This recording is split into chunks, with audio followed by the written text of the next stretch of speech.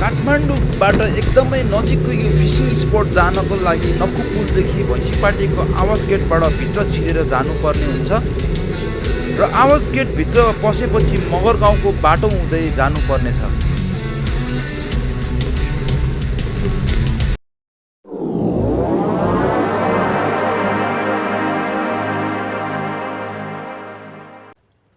काठमाडौँ र ललितपुरको घना बस्तीको बिचमा पनि एकदमै शान्त र एकान्त ठाउँमा यो भैँसीपाटी नजिक खोकना ललितपुरमा यो फिसिङ रिसोर्ट अवस्थित छ।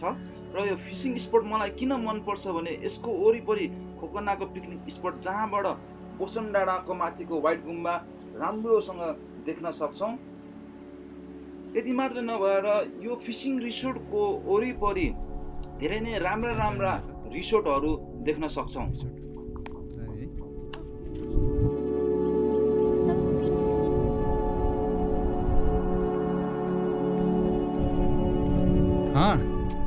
यो फिसिङ स्पटको नाम भ्याली हेभन हो, जहाँ तपाईहरूले फिसिङ गर्न सक्नुहुन्छ।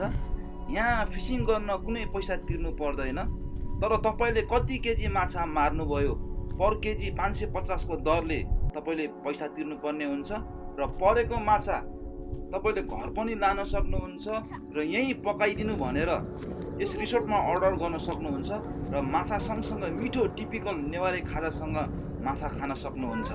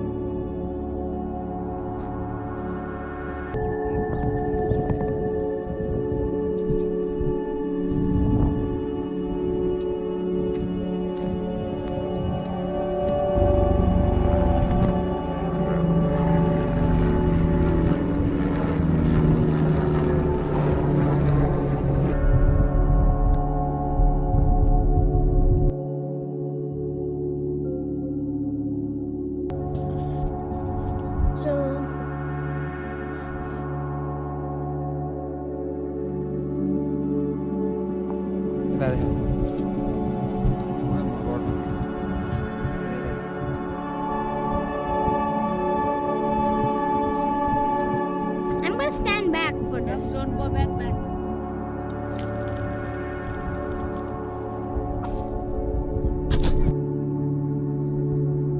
Mommy go there.